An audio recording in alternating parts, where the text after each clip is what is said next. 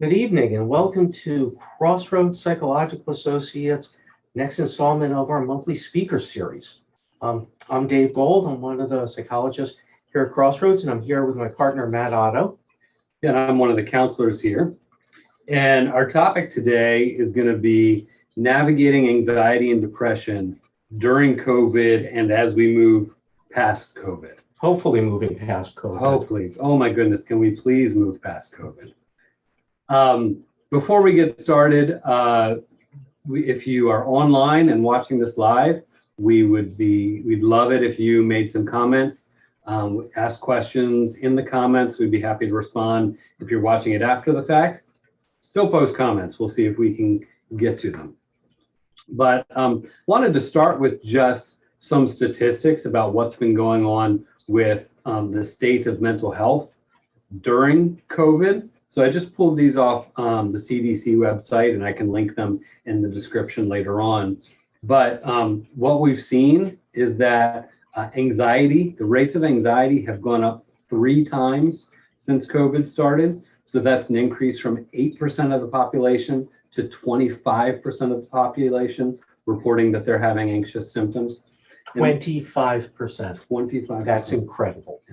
And rates of depression similarly went up 4 times from a 6% of the population reporting some depressive symptoms to 24% of the population reporting some depressive symptoms. So there has been a real significant increase in anxiety and depression over the last year and a half. In addition to that, some things that go along with anxiety and depression, there's been a significant amount of increase in substance abuse, increase in self-harm behavior, such as cutting, food restriction, that sort of thing, and a significant increase in suicidal ideation.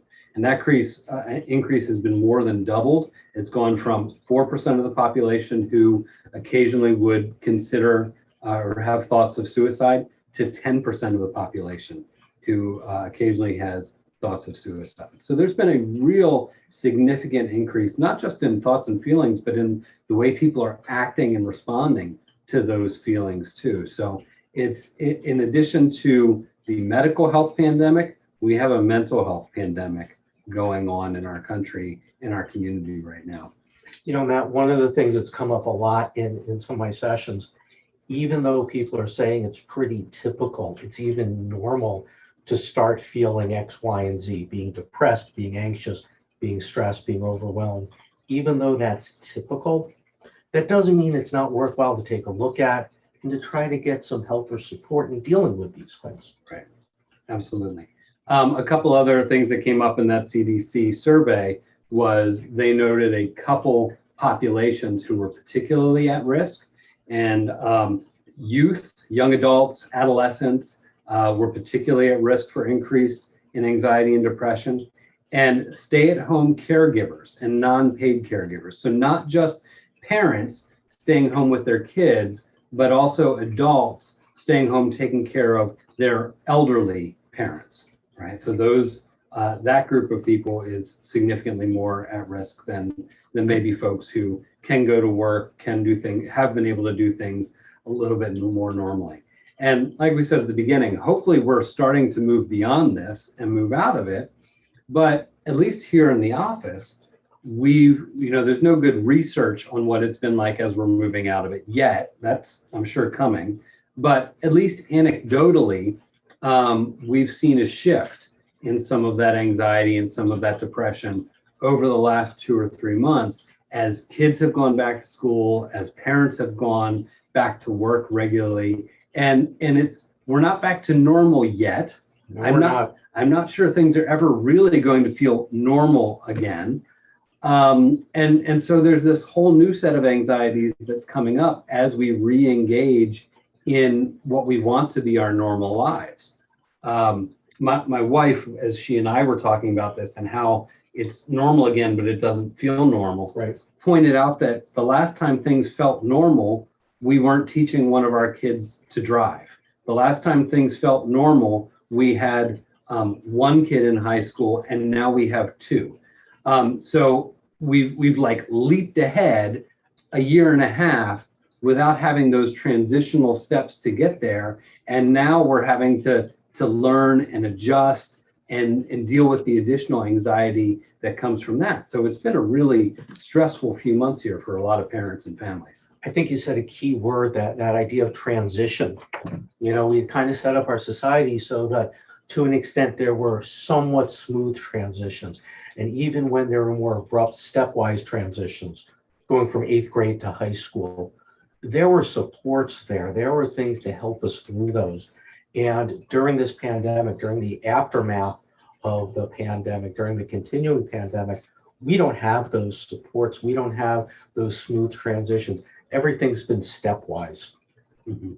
It has been, and it creates a number of different issues too in terms of mental health, because one of the key factors in mental health, especially with our kids, and we work a lot with kids and families, is just how they grow up socially and how they grow up emotionally. And so much of that is done through experience, right? And so you now have 9th graders who are just starting high school, who emotionally and socially are behaving and brain development wise are really more like 7th graders, right? And so that's a really tough transition for those kids. And likewise, on the other side of high school, you've got kids who are now juniors and seniors who never really had the formative years of high school, who are now being put into positions of leadership and trying to deal with that tremendous jump. And on the far lower end of the spectrum, you've got these young kids who never really experienced preschool in person, who are now, for some of them, in 2nd grade and trying to adjust to in-person learning. So, I mean, when you just think about the leaps and bounds that we are asking our kids to do and the pressure that that puts on families, it's immense. One of the theories we might talk about a little bit later on, one of the things that kind of predisposes us towards feelings of anxiety and depression very specifically, is this idea of feeling helpless, of feeling that our lives, our circumstances, our situations are out of our control, and we're kind of at the mercy of the world. When we find ourselves in new situations, that tends to be how we feel. Pre-COVID, we would have these social interactions with other kids, other students, other professionals, other everybody who would let us know what it's going to be like once you go into 9th grade, once you become a senior, once you get into this position in this situation. And we haven't had this. People are turning around and all of a sudden finding themselves in new situations, and they haven't been prepared for them. They haven't had the benefit of having the social interaction and the social learning to get ready for this. And it can feel overwhelming. Yeah, it really can. So hopefully we haven't amped up your anxiety too much to start this just by listing all these changes. But I think it's important to be aware of them, partly so we're just informed and we know, but also to normalize them a little bit. One of the things that we'll talk about more is one important part of dealing with, of coping with anxiety and depression can be normalizing those feelings, right? And so just verbalizing what we are all going through as a way to say, this stinks, but it's normal for all of us right now, right? We're all dealing with those changes in our kids. We're all dealing with the changes at work, with worker shortages, with people retiring earlier than maybe we thought they would, with all these other things that have come up as a result of COVID. This isn't just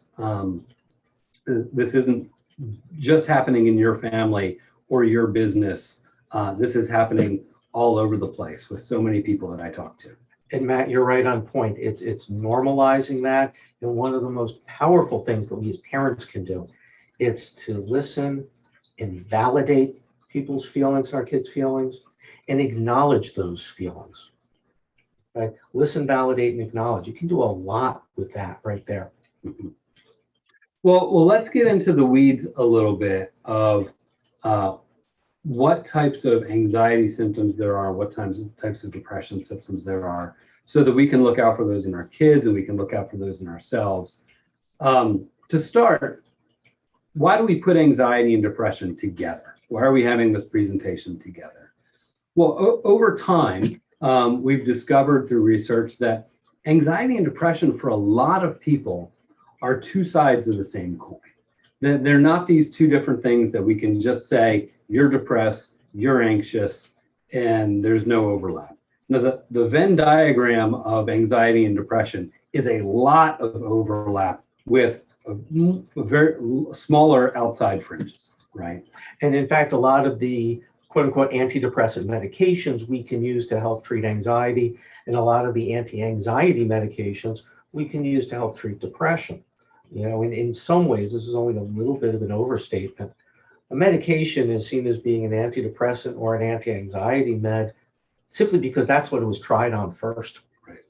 Right. So some of the things that we can look towards, and we're going to start with some depression symptoms here. Okay, so when we talk about depression, we're talking about feelings of overwhelming sadness, and that might look like being teary or even crying. We're looking at a lack of motivation, especially motivation to do things that the person might have formerly found to be enjoyable. But they can also include, having a hard time getting going with school, dropping grades because of that lack of motivation. It can be a numbness of mood. Sometimes it's that really deep depression, but for some people, depression is more, it's like they turn the switch off for their emotions. They're so tired of being sad that they turn it off. And then the problem there is they don't feel necessarily the overwhelming sadness, but they never really feel happy either. It's just this numbness of feeling. It's like a circuit breaker. Mm-hmm. It could be a decrease in grades or decrease in performance at school, an increase in alcohol use, an increase in self-harm behavior, difficulty waking up, and an increase in screen usage is something that we're seeing more and more of, especially in young people as well. You have a change in people's just general patterns, not just, not having energy, but they used to like, this activity or doing this, and now that's changed. They change their friend groups, they change their peer groups. Difference, some other just kind of normal rhythms of living, change in eating patterns. You mentioned the change in sleeping patterns. Right. One of my personal favorites is feelings of guilt and kind of worthlessness. Mm. And what you're looking for is a combination of these symptoms, right? We all go through changes in our life, and if we're thinking of our kids especially, our kids are changing all the time. So a kid who changes friend groups because they get into a different sport or they start something new, that's not necessarily a bad thing. That's not necessarily a depression. But when you start seeing this combination of dropping grades and not hanging out with the same kids, socializing less, being on screens more, that's when we start looking more at these depressive symptoms. I like to think about these things more as kind of red flags, not just symptoms, but red flags. And you don't want to jump to conclusions with these. I had a supervisor back in graduate school. This was in New York. And he was called in to do testing on this one little girl. She was in first grade. And all her teachers thought she was depressed. The reason they thought she was depressed was because everything she drew, it was in black. The birds were in black. The flowers were in black. The sun was in black. Everything was in black. So this guy did hours of testing with her. Okay? And to his credit, he didn't find any depression. Not to his credit, it was only then that he asked her, so what's going on? Why are you throwing everything in black? She said, but she sits in the last row. And by the time the crayon box got passed back to her, the only color that was left was the black crayon. So these are all red flags, but you don't want to make assumptions and jump to conclusions just based on a couple of these. Mm-hmm. So that's depression in a nutshell. We'll talk a little bit about anxiety in a nutshell, and then we'll start to talk about some things that we can do about both of those before we transition into some COVID-specific issues that we've seen. So transitioning to anxiety, anxiety symptoms can include difficulty focusing. Sometimes that can even look like ADHD or get mistaken for ADHD, because when your brain really starts moving a mile a minute, it can be really hard to focus on your teacher or your schoolwork or your work. It can be difficulty getting to sleep or staying asleep. You can see there where depression and anxiety together can be such a bad combination, because anxiety, you have a hard time getting to sleep. Depression, you have a hard time getting out of bed in the morning. It turns into this really bad cycle for a lot of people.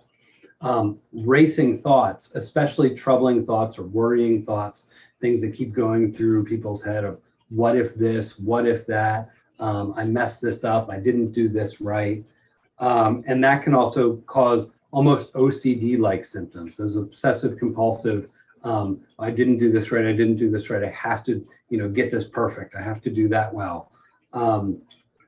That can also lead to people avoiding difficult tasks or social situations that make them have those feelings that they want to then avoid and stay away from.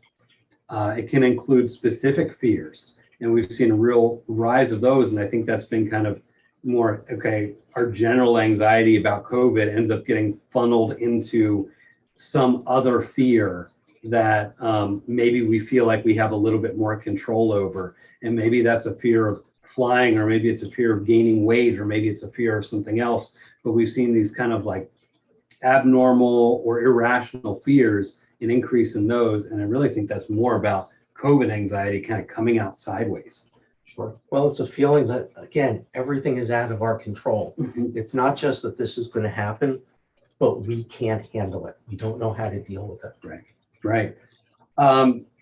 It can also come out as paranoid thoughts, or performance anxiety. I think we've seen a lot of performance anxiety, especially as school has gotten back in. And again, I think that has to do with kids who emotionally are more like in 7th grade and now they're in 9th, or 9th and now they're 10th, and all these expectations, and they don't feel like they can live up to it. They don't think they can live up to it.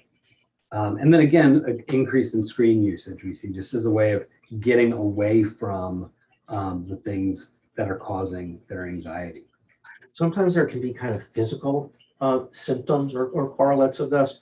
Often you see this with certain specific types of anxieties like panic attacks, difficulty breathing or tightness in your chest, sweaty palms, fear that you're getting sick, fear that you're dying, fear that you're going to lose control. And you can see how in the middle of a global pandemic, some of these physical symptoms just spark more fear and more anxiety, and it cycles out of control. And you mentioned control, and I think that's such an important thing to talk about here, because so much of the increase in anxiety in particular, but to an extent depression too, comes from that feeling of being out of control. I think that we want, as humans, we want things to largely be done a certain way, to be in control, to feel like we have a handle on things. And so much is out of our control right now that isn't normally out of our control. And then you add to that some of the political unrest that we've been feeling over the past year. You add to that shortages of bus drivers and postal workers and microchips, so we can't purchase some of the things. Teachers. Exactly. So there's been all these other factors here that are not specifically about the virus, but have caused additional things that are out of our control. You mentioned OCD types of symptoms. And one of the things we've noticed, not necessarily an increase in obsessive compulsive disorder, but an increase in people trying to deal with anxiety, trying to deal with depression by really trying to latch onto and control and micromanage those things that they think that they can control. You're running, you're away from helplessness towards trying to have some control over your environment. And sometimes that can even be really healthy things. Sure. Sometimes we've seen people over the last year who have taken things like exercise, for example, or healthy eating habits, or things like that, and And instead of doing them to a healthy amount, have taken them to an unhealthy amount because they feel like it's something they can control, right? And it ends up becoming an unhealthy coping strategy. But that brings us to our next topic, which is, what are some healthy coping strategies? Which is a great question. And, it's a lot easier to ask than it is to answer. I first want to go back to something we talked about just a little bit ago. Being able to interact and communicate about this, being able to express your feelings, your fears, your thoughts, your anxieties, and have that be accepted by others. Your support group, your friends, your family, and just having that be normalized, having that be accepted, feeling that it's okay to feel these things. And even if you're feeling X, Y, and Z, whether it's everything's out of your control or everything is hopeless, but even though you're feeling these things, you can get past it and you don't have to deal with it alone. Mm-hmm. And therapy can be a great way to do that. But I always tell my clients, I want to work myself out of a job with them, right? Sometimes socialization and talking to people about our problems doesn't have to be in therapy. And one of the things that I try and work on with people is, who else in your life can you talk to about these things besides me? Who are the social groups that you can talk to? And maybe you don't have one person that you sit down with and talk about all your issues, but maybe you talk to one person about work stress and another person about home stress in different categories, so you can get some of that out there. And that's one thing that I try and train people to do. So frankly, they don't need to keep coming to therapy. You bring up a great point. One of the things that we need as a species is connection with other people. This idea of kind of the strong, silent, stoic loner is a very unhealthy model. That kind of person typically has a coronary in their 40s. What's normal and natural and healthy for us as a species is to be connected. In fact, there are a lot of studies out there that show that the way that we regulate our nervous systems, the way we calm down our nervous system, the way we get ourselves out of fight and flight, is by having a connection, sometimes even just proximity to other people. Mm-hmm. There's a lot of research backing that up. And you can look at this from a lot of different ways, both when we're infants, when we become dysregulated, when we get upset and we cry, we need someone else to help us calm down. That's the model that we carry through the rest of our lives. If you look at it from an evolutionary point of view, we were herd animals and there was safety in numbers. It's when we were on our own away from the group, that's when we would get picked off by predators. So this idea of connection, that's not extra, that's not dessert. That's like oxygen. That's a necessary thing for all of us. And especially during this pandemic, that's what's gotten lost a lot. And one of the best ways to guard against the depression and anxiety is to go out of our way to make sure that we do have a connection with others. Mm-hmm. And that connection with others in different settings can help with some of the other symptoms like motivation. I have an exercise class that I do 2 days a week over at the Columbia Association. Why do I do the class? Because I know I'm doing it with other people and they're going to hold me accountable. So that connection that Dave was just talking about can also help us with other coping strategies that give us motivation and help us to exercise or do some of the other things that we need to do to take care of ourselves. You mentioned exercise. I know we always come back to this, but exercise is wonderful for both anxiety and depression. Okay, I like it when people sweat. I like it when people are moving. That works directly against this. What you mentioned before about a lack of energy. It also, when you're exercising, when you're doing something, you're exerting control. You're exerting agency over something. Again, that goes right against some of what we feel when we're depressed. And it's a great anecdote for me. But we say exercise, and that overwhelms a lot of people just saying that word. Because people think exercise, and a lot of people think going and running long distances or lifting heavy weights or whatever that might be. And really, when you're talking about the mental health benefits of exercise, doing a 20-minute brisk walk where you get your heart rate up and you sweat for a little bit a few times a week is all that's necessary. It doesn't have to be some intense, couch to 10K type of routine. It really can be something as simple as grabbing the dog and going for a longer walk than you normally do a few times a week. And just the feeling of accomplishment and the feeling of control over, I'm going to go out and make myself do something today, even if it's a 10-minute walk, and now I've done it, that can feel really good. That can feel really good. It can, and it gets the endorphins going. And when you start settling down afterwards, you teach your brain to get back out of the fight or flight. There's so many benefits to it. But find what works for you. If going to the gym and experimenting with a physical trainer or different classes is helpful for you, then try it. Move on to different things if it doesn't work for you. For those who are local, there's a program over at the Columbia Association called Fit Beginnings that we refer to a lot. And in that program, you get a physical trainer who helps coach you through different exercises you can do and ways to get started with that piece. So I highly recommend it. It's a great program. If you call over and you don't qualify for Fit Beginnings, still recommend the Columbia Association because they have some really great trainers over there and people who will help you do this. The idea of getting on a schedule, the idea of having some of these external supports to help keep you on a schedule. And it doesn't have to be a rigorous schedule. Just, I'm going to do these 2 or 3 things each day. Being able to make yourself do that and stay on a schedule can really change your outlook a little bit. Yeah, and again, it gives you that motivation to get out of bed in the morning. On the flip side, opposite of exerting yourself, relaxing yourself, taking time to rest, taking time to recover.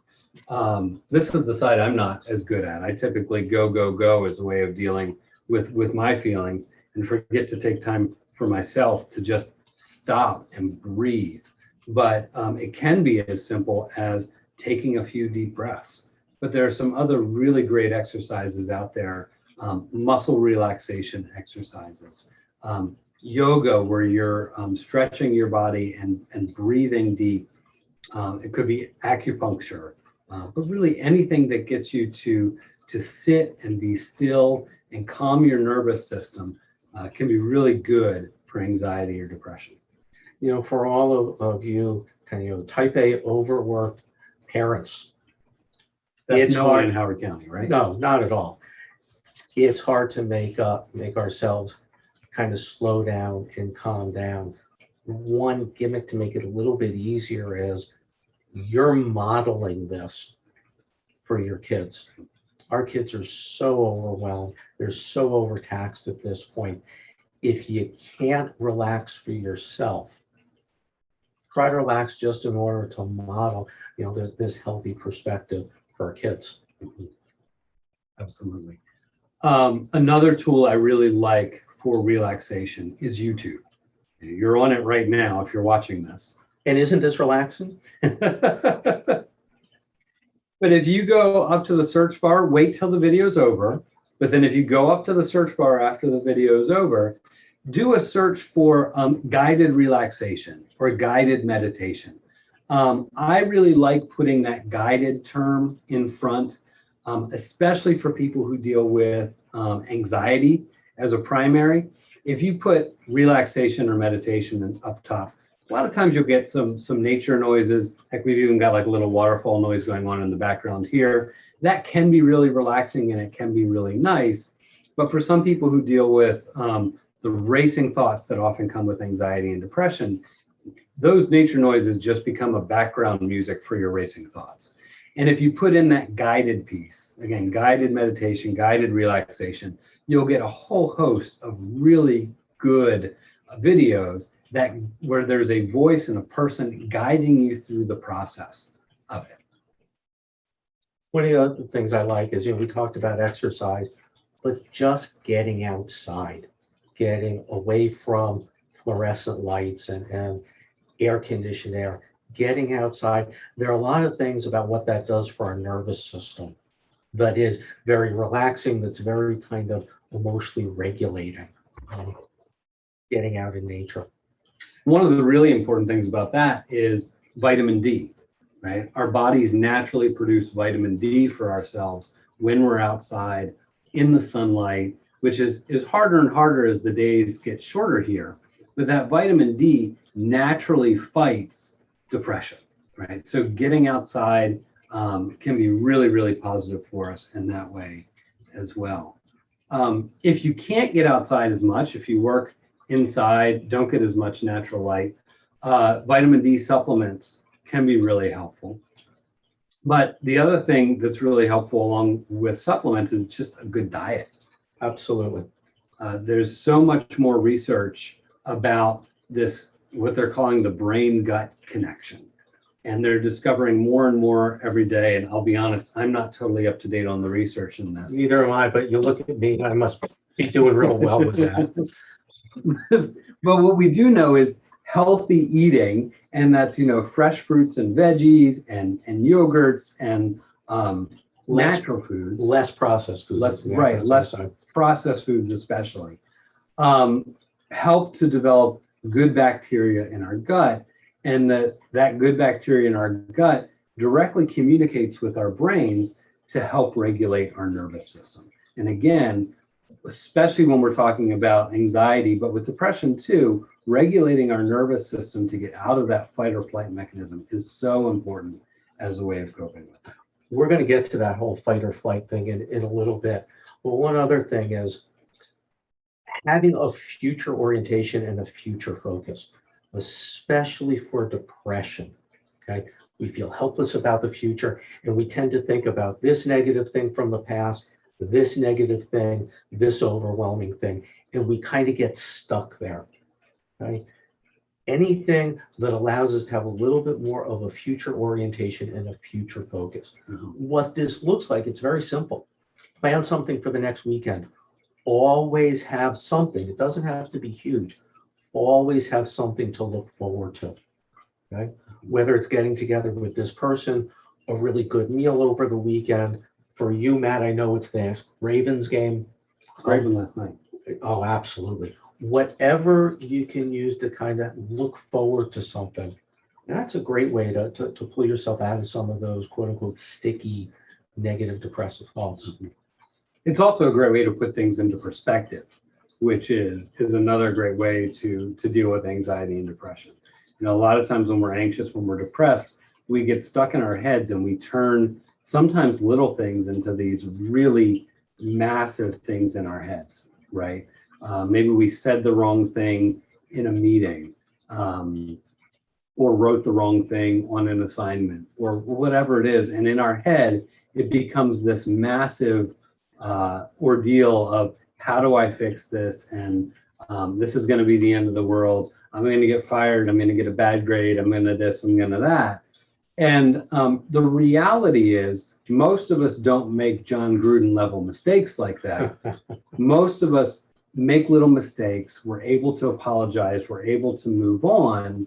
And then we can, and by putting those things into perspective, sometimes by having that future focus and saying, you know what, a week from now, this is all going to be gone and I'll be through it and it'll be okay.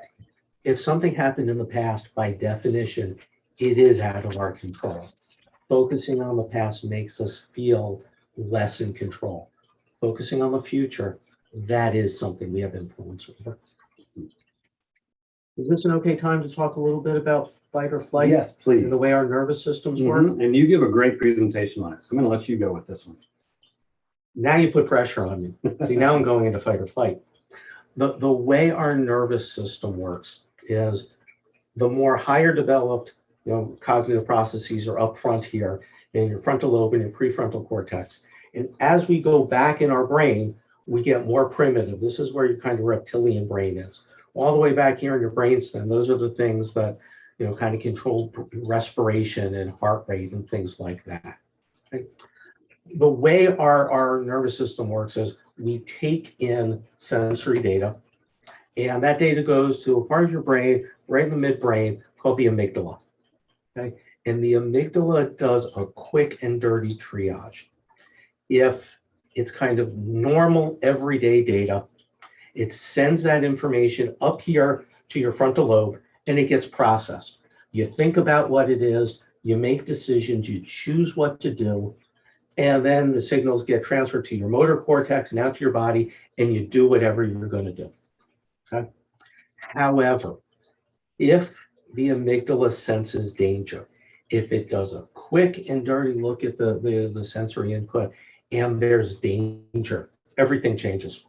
Okay? Rather than having information go up here to the front of your brain, it immediately goes to the motor cortex and you react instinctively, impulsively, reflexively, and you act in a way to either prepare to run away from the danger to save yourself or to fight to save yourself. Okay? Fight or flight. And if you think about this from an evolutionary point of view, it makes sense. If you're walking through the jungle, as a cave person, and you see a saber-toothed tiger, if you needed to think about it and analyze the data, let's see, big claws, big teeth, big muscles, that looks like danger. If you needed to go through that, by the time you did, you'd be eaten for lunch. Okay? We need to react reflexively when we think we see danger. Okay? The issue is when we go into fight or flight, because we're reacting impulsively and reflexively, this part of your brain is offline. The information's not going here.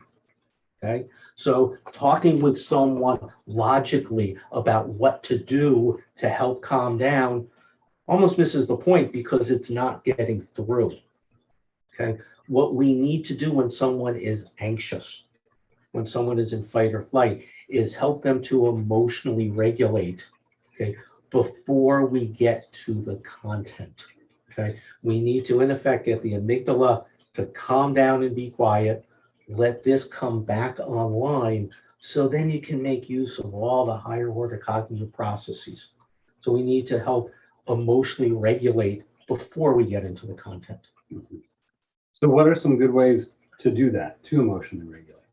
Well, I guess the model for that, the basic model is when you have an infant, when you have a child that's pre-verbal and they get upset, you don't start talking with them about content. You don't start reasoning. You don't start using logic. You pick them up and you hold them. You help them feel connected and attached. There are those kind of buzzwords we talked about before. And you say really intelligent, insightful things. There, it's okay. There's no content. It's a completely emotional interaction, okay? And you're holding them. In the literature, they talk about emotional holding, okay? And what you're doing really are some of those things we talked about before. You're listening, you're validating, you're acknowledging, letting them know it's going to be okay. There's no solving, okay? It's that I'm here for you. I hear what you're saying. I don't blame you for feeling that way. Of course, you're going to feel that way. I get it that you're feeling that way. You're going to get through it and you don't have to get through it alone. Those are the things, but it's not kind of that information. It's communicating that feeling, that emotion. That helps to emotionally regulate. And that's so hard. I mean, especially for us as parents, spouses, other people we're close to, our inclination is to want to fix it. Absolutely. And by the way, males, men, we are hardwired to want to fix. Okay? And a lot of times we jump ahead to fixing before we emotionally regulate. Or sometimes we don't need to emotionally regulate, but sometimes we need to model that and help the other person emotionally regulate. Right. Absolutely. And, again, the analogy, the model is when you're a new parent and you have an infant, okay? You see a new parent who's anxious and nervous and their shoulders are up here. They can't calm down a crying baby. What happens is, you hand the baby then to a parent who knows what they're doing and the parent is calm. and it's the parent being calm that helps the child calm down. Mhm. So before we can emotionally regulate anybody else or help to, we have to emotionally regulate ourselves. Mhm. And that's often easier said than done. And I think this is also one of the reasons, and I don't want to get too political here, but I think it's one of the reasons why people have so much of a visceral reaction to the mask and vaccine debate, right? Because people on one side are seeing people unmasked or unvaccinated and see it as that danger, that fight or flight. It's and a threat. Yeah, and have that visceral reaction. And I think people on the other side hear of the mandates and people telling them what to do, and in some ways that's a threat to them, so they have that visceral reaction as well. And you mentioned the whole political climate, and somehow it has gone from people on different sides disagreeing and it being okay to disagree to now arguing and fighting, and it feels like a threat. It feels like an accusation, when you're talking to someone, quote unquote, on the other side, and we all go into fight or flight, and that's what we're seeing. Mhm. So it just makes it extra hard right now to use those coping strategies and regulate. Yep. Yep. And I don't think it's a coincidence that this heightened political climate happens during a time when we as a society are under huge pressure, huge stress because of the pandemic. All of us are already out on a little bit of a hair trigger, and we're feeling insecure, unsafe because of the pandemic and everything that's led to. Right. Absolutely. So again, just trying to normalize it like we're doing here tonight. But then a lot of those other coping strategies that we already talked about are great ways to regulate as well, especially the breathing exercises, especially getting good sleep is so important for being able to regulate. I mean, how many times do we see that where people walk in our door and they're super anxious about whatever, and we ask them how much sleep they got the last night, and it's 4-6 hours of sleep, and that's been going on for days and days and days. You go, well, no wonder you're having a hard time regulating, because your nervous system is all out of whack. Yep. Right. Yep. The other thing I like to tell people, like I said, we've gone through a lot of what you can do to help regulate your nervous system already, but you have to practice it. This can't be the type of thing where you wake up one day and to a panic attack and you go, oh, what was it I heard in that seminar? What is it I'm supposed to do? I'm supposed to do a breathing exercise. I'm supposed to hop on YouTube and look for guided meditation. Because like Dave said, in the moment you get into your midbrain, your frontal lobes stop working. You can't access that information in the moment. So it has to be a practice that you put into your life on a regular basis. And it doesn't, just like exercise doesn't have to be lifting heavy weights or running marathons, the practice of regulating your emotions can be 5 or 10 minutes 3 times a week, where you sit down and you do a meditation or you do a breathing exercise, or for those who are spiritual, maybe you pray or you read a sacred text. So many different ways that you can do that. The analogy for me, it's doing, it's learning a sport, it's learning, an athletic skill. Okay. What we're going for with this relaxation is the equivalent of muscle memory, so that you're not just thinking your way through it, because it's really hard to do that when you get stressed. It's got to be rehearsed. It's got to be kind of natural and automatic. One of these days that will happen with my golf swing. It hasn't happened yet, but it will at some point. That's why I just don't play golf. So can we talk a minute about one COVID kind of specific issue when it comes to fight or flight, and kids in particular not engaging because they're just stuck? And that is getting back to school, right? Because what we've seen is there were a whole lot of kids that I worked with who were dealing with anxiety and depression. And the more they get into school and the more they start doing more normal things, you just start seeing that anxiety and depression lift. Right. But there is not a small percentage of people I work with who now that school has started again, the anxiety has ramped up even more. And for some of them, that looks like they can't get out of bed in the morning and they can't get in the car or get on the bus to get to school on time. These are, and I see a lot of them too, these are the kids, teenagers, young adults, older adults, who have some social anxiety. They had some anxiety coming into this. And when we kind of went on lockdown, when kids didn't have to go to school, they were able to avoid a lot of the stimuli that kind of trigger their anxiety. Right? So they were almost on vacation from this. And now they're in a situation where all of a sudden, and it feels to them like it's all of a sudden, they have to go back and handle everything. And it's been long enough that they kind of feel like, wait a minute, I don't know if I can do this. And it feels overwhelming and they're out of practice and it's hard. And there's two ways that I see this.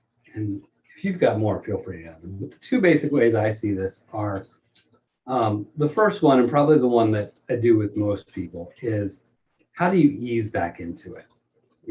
You're talking about schools with thousands of kids, crowded hallways. We're not doing the 50-50 days anymore. So the hallways are full again, crowded classrooms, everything else.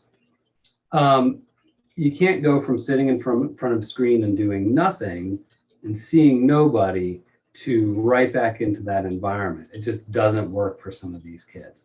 So easing them back into it, whether that is, starting with, let's walk to the bus stop. Whether that's, well, let's get on the bus and go and just sit in your counselor's office for a couple periods, and then I'll come pick you up and bring you home. Maybe it's driving them to school and getting them into the counselor's office. To then doing a couple classes, and then 3, and then 4, and slowly over time, building back up to the resilience that they need to be able to handle that anxiety of a full class day. And a couple of things about that. When they can go this far, we have to look at that as that's a victory. That's a positive that you made it this far, as opposed to you couldn't do this part here. That's the first thing. The second is the schools know this is going on. And if you reach out and you talk with them, they're going to be supportive of doing some of these things that you just mentioned to help get kids back in the flow. The other thing I think that's really important is as they go through their day, especially as they lengthen that, those coping strategies that we've been talking about and hopefully they've been practicing, teaching them and modeling them to do it throughout the day, right? Because they can go to one class and then as they walk to their next class, take a few deep breaths as a way of regulating a little bit before they go into the next class. As they go, when they're on the bus going to school, they can do a visualization exercise where they imagine themselves walking through the halls and what it's going to be like as a way of normalizing that experience so that when they get in there and they start doing it, it's not as overwhelming. So those like little coping strategies throughout the day to help them make it that much further and that much further can be really helpful and effective. The other thing that kind of goes hand in hand with that is this idea of cognitive chunking. If you think about something as a large whole, think about writing a paper, okay? If I have to write a paper for a class, that can feel big and overwhelming, and I don't think I can do it, and I panic and I shut down. However, if I break it down to, what's the first section? The first section is only going to be like 2 or 3 paragraphs. I can write 2 or 3 paragraphs and just think about having to do that first part, that one manageable chunk. Then and only then do you start thinking about the next part and the next part. You don't have to get through a whole week of school. All you need to do are the classes tomorrow. Okay, and don't even think about getting through a whole day of school. All you have to do is get out of bed and get dressed, and then we'll do the next part. All you need to do is get to the school. You can sit in the car and we can get you to school, and then you'll do the next part. The other thing, and I don't want to say this as a last resort for families, but there are some families for which traditional public schooling may just not be the right fit coming out of the pandemic. And I think that some families have kind of opened their eyes after the past year and gone, you know what? It's hard, but I can make homeschooling work. It's expensive, but we can financially afford a smaller school environment, right? And so a lot of, and even public schools have, more and more public school systems are making virtual schooling options. I know Howard and Frederick counties both at the beginning of this year opened up virtual school options for kids. So there are alternative school options now, because when we talk about school, we're talking about preparing them to work and preparing them to live. And there are certain things that create anxiety for kids about school, like large classes and really crowded hallways, that most of us never have to deal with in our adult lives. There's no corollary there and no real reason to subject them to that kind of anxiety if that's what's causing the anxiety. So sometimes finding a smaller school environment or doing homeschool can be good if, and this is a huge if, you find other ways to socialize your kids. That's so important, because you don't want to, by mistake, give them the impression that they can't handle this, they can't handle this, they can't handle this. So that's an excellent point. The other way to look at all of this is there's no one size fits all. Everyone's different. Everyone's an individual. Everyone has a different profile of strengths and weaknesses. And you want to find something that's the right fit for a given person at a given time. So we've talked a little bit about specific anxiety coping strategies here. Let's switch for a little bit and talk about specific depressive symptoms and strategies here as we come out of it, because the flip side of that, and these things are again so related, it's hard to tease them apart sometimes, but that lack of motivation and difficulty getting moving and those things that come along that are more associated with depression sometimes have their own coping strategies. Right. No, you're absolutely right. I mean, there is an overlap. A lot of what we talked about before, whether it's exercise, self-care, about sleep, things like that. A couple of things that I do think apply, real specifically to depression, is this idea of connection and attachment. And when we're talking about getting somebody, up and moving and going, there's a difference in how it comes across. There's a difference in how it feels between you go and do this, as opposed to let's together go and do this. Right. Absolutely. And again, I think that brings up another one that's I see more differently for depression, which is being active. Yeah. Right. Sometimes activity and exercise can be really good for anxiety, almost as a way to burn off some of that extra energy and that extra anxiety. Whereas depression, we're really trying to lift up that mood, lift up out of that and find some more motivation, and getting the endorphins and the blood flow can be really helpful for that. One of the things that I sometimes think about with depression, because you're talking about kind of wanting to add more energy to the system. Okay? Depression is this feeling of I can't, helpless, overwhelmed, I can't. Kind of the opposite of that emotionally is anger. Okay? There's nothing intrinsically wrong with anger. There's nothing intrinsically wrong with any emotion. What can be good or bad, right or wrong, is how we handle it, how we express it. There are good ways to handle anger. There are bad ways to handle anger. Okay? But anger adds energy to the system. Okay? Sometimes, I'm okay with someone who's depressed, helping them, allowing them, making it okay for them to get angry about X, Y, or Z, to get angry about the things that seem out of control, that are kind of leading to the depression, helping them to express that anger, appropriately and in a healthy manner. But sometimes you go depression or sadness to anger to happy or kind of baseline, as opposed to trying to jump straight from sadness to happy.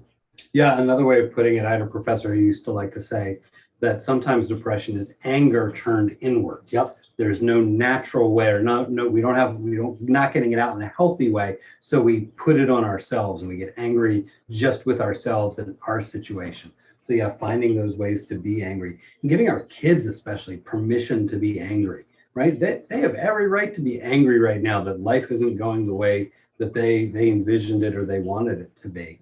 And so giving them permission and even modeling that to them for an extent can be really healthy and cathartic. And by the way, I've never met anyone who, naturally as they're growing up knows how to handle anger well. That's a really, really hard thing to do. So when our kids are having difficulty handling it well, okay, and they raise their voice here, they say this or they do this, realize they're learning how to do that. Okay, and they need our help to model that for them, to help teach them it's okay to be angry. Here are the right ways to do it. Have a lot of parents come into my office and we talk about, their son or their daughter, has an anger management problem. And I'll ask them, so what are good ways for them to express their anger? And they'll sit here and say, they shouldn't do this, they shouldn't do this, they shouldn't do this. I agree. What should they do? Well, they shouldn't do that, and they shouldn't do that, and they shouldn't do that. It's a hard question. What are the right ways to express anger? And by the way, I don't think it's a coincidence that, we started talking about depression, right? And we're talking in some ways about how to handle anger. Mm-hmm. Yeah. There's a spot on my wall in my office where, most of us therapists have these stress balls, right? Squeeze it. But squeezing really hard can be a good way to get out anger. But sometimes, kids I'll have a kid come in and, he keeps throwing things. He keeps throwing this against the wall or that against the wall or whatever. That can be a great release too. But instead of throwing your cell phone here, I want you to take this soft ball and I want you to throw it at this spot in the wall where you're not going to hit a lamp, right? Punching bags, okay? If you're just indiscriminately punching things you shouldn't punch, if you're aggressing towards people, that's not okay. If you're breaking things, that's not okay. But if we decide beforehand, getting your anger out on this inanimate object over here where it's safe, I'm all for that. I think punching bags are great coping mechanisms.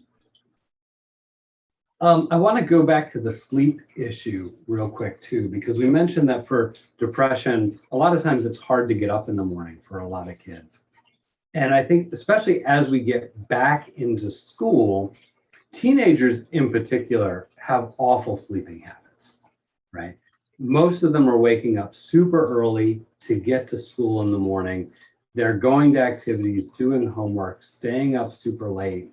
And so for some of these kids, part of what I'm asking them is, how much sleep are you getting? And some of them are saying, well, I'm getting a good amount. I'm getting 8 hours. Well, teenagers, they really need more like 10 hours of sleep a night. And another thing we know is that when we're under a lot of stress and our nervous system is going, we need more time to rest and recover. So when a teenager in normal times might need 10 hours of sleep, they really might need 11 hours of sleep right now. So them having a hard time getting up in the morning and feeling depressed could also be they just need more sleep. And sometimes it's okay to give them permission to rest and sleep more. And it's a hard thing for parents to figure out what's that line between I can't get them out of the bed in the morning because they're unmotivated and I can't get them out of bed in the morning because they're exhausted and need more sleep. And it's all about balance. On the flip side, it's do I want them to stay up till 12, 1, 2, trying to get all the homework done perfectly, as opposed to what's the balance between getting the right amount of homework done and allowing them to get the right amount of sleep. Right. The other thing that I think about is there's a huge difference between when do you go to bed and when do you wake up, as opposed to how much sleep are you getting. We have a lot of teenagers, they go to bed at a relatively reasonable time, but they're not falling asleep for 1, 2, 2.5 hours till after they go to bed. So when we ask, how much sleep are you getting, that's really what we're talking about, how much sleep, not how much time in bed. Mm-hmm. Which brings up another huge issue that we've been talking a lot about, and that is our kids have gotten so used to being on screens all the time.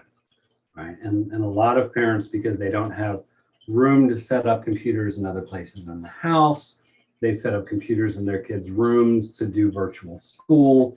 Our kids are doing more and more schoolwork on their phones, so we feel like we can't take their phones away. We can't regulate their phone use as well as maybe we did. Sometimes it's their watch usage. Yeah, sometimes.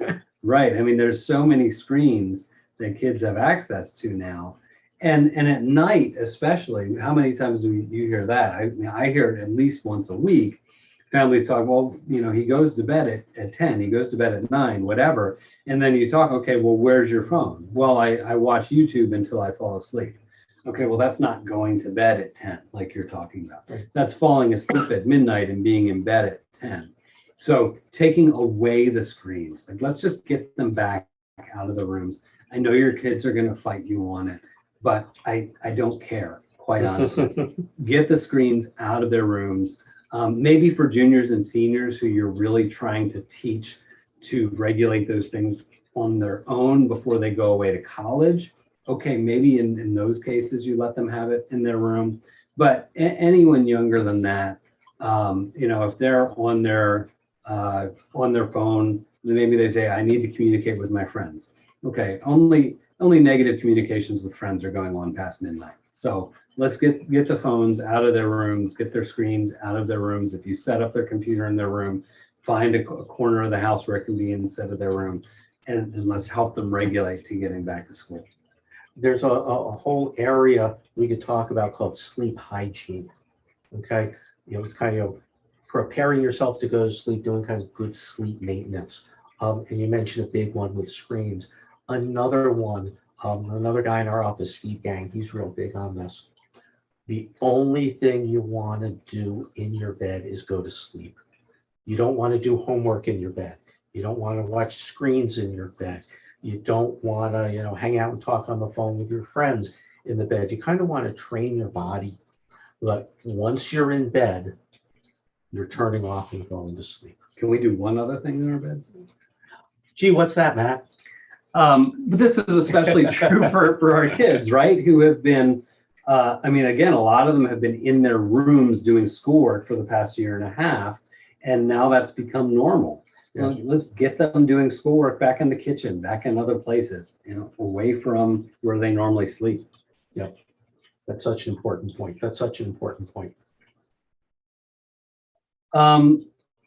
Okay, let's turn our attention. We've only got a few minutes left. So just some COVID specific things that have come up over the past year.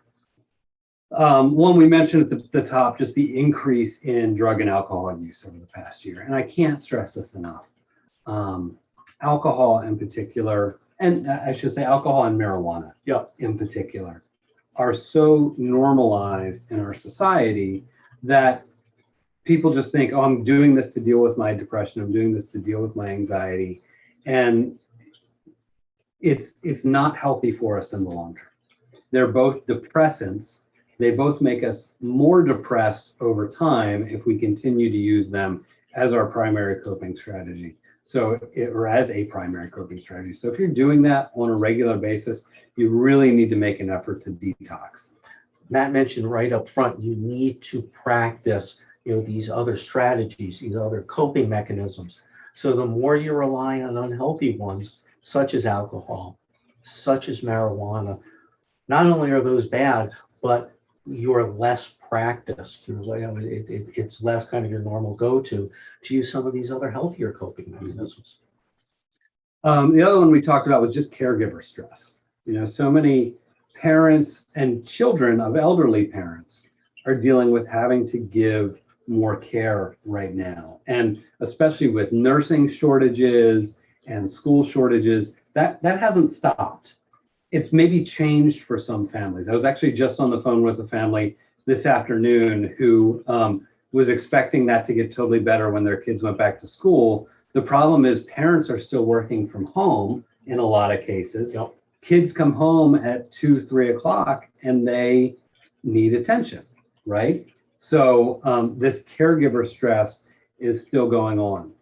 Go ahead. It's so much of this comes back to this idea of balance. There's not just one priority. There are several competing priorities. And what you want is the right balance of all of these, whether it's getting, as much schoolwork and work done as you can, whether it's self-care and getting sleep, whether it's being able to interact with others and feel that connection and socialize, whether it's just getting a break. It's not trying to do each of these at a 10 out of 10 because you're not going to be able to, right? You want the right balance. And it's okay if you don't get a 10 out of 10 on something. We're really going for the right balance. And we need to model that for our kids. Okay? Everything we do, our kids are watching. Everything we do is communicating to them, this is the right way to do it. Okay? So we need to get balance in our own lives. Mhm. Absolutely. So likewise, we're also seeing this rise of long-term COVID symptoms. And so people who are having some really significant issues with just having energy after getting COVID for weeks and months after they get it, they can have these lingering symptoms. And so there's an increase in depression. There's grief that goes along with that, of not being able to live the type of life that they want to live. So that can be a huge issue. And we see this a lot with folks who suffer from things like fibromyalgia and other long-term chronic health issues. So this has been a real problem. You put it, exactly right. It's kind of mourning the life that you've lost, mourning the existence that you lost, that you kind of been visualizing for yourself.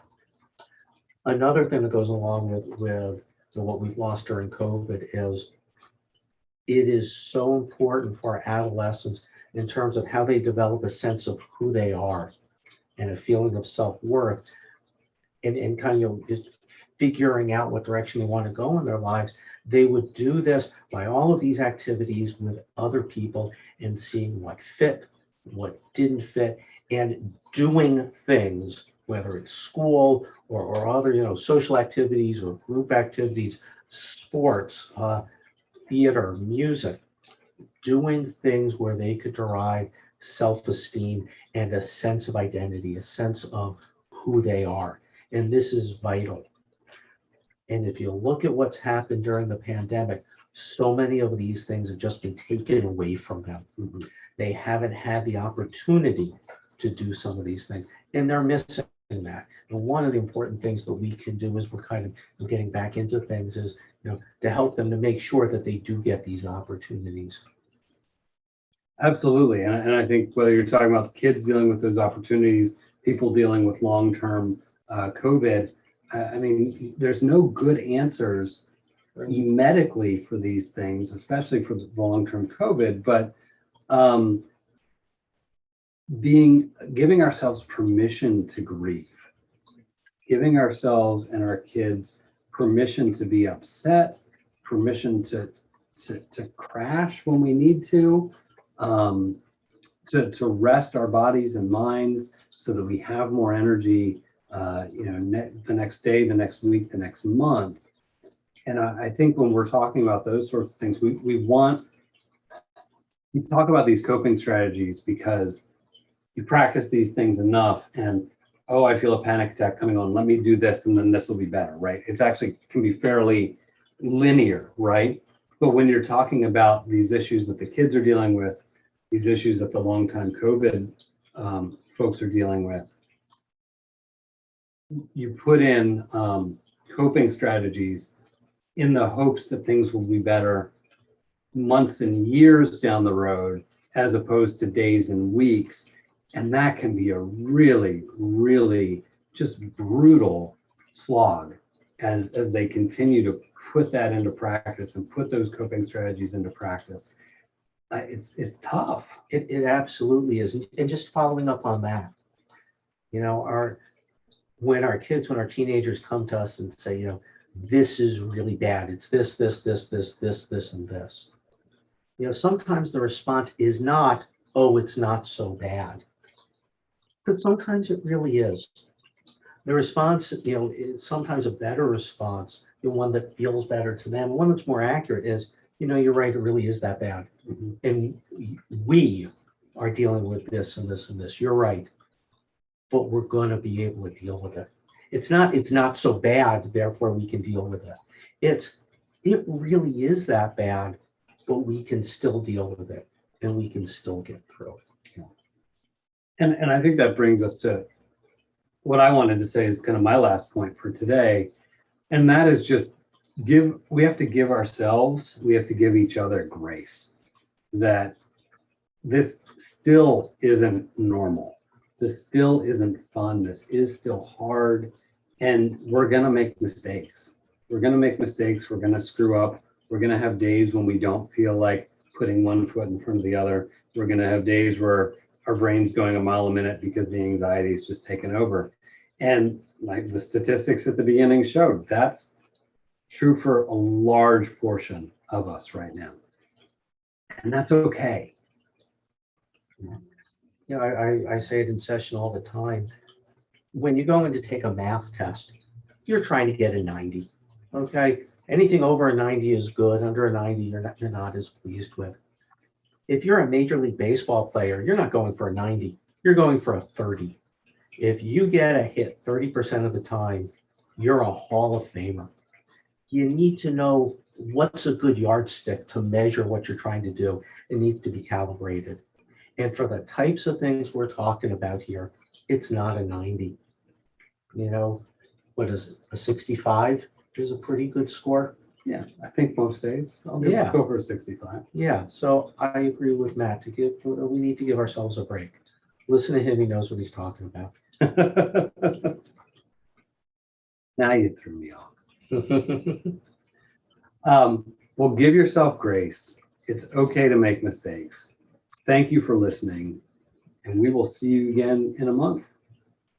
Take care of yourselves, everybody.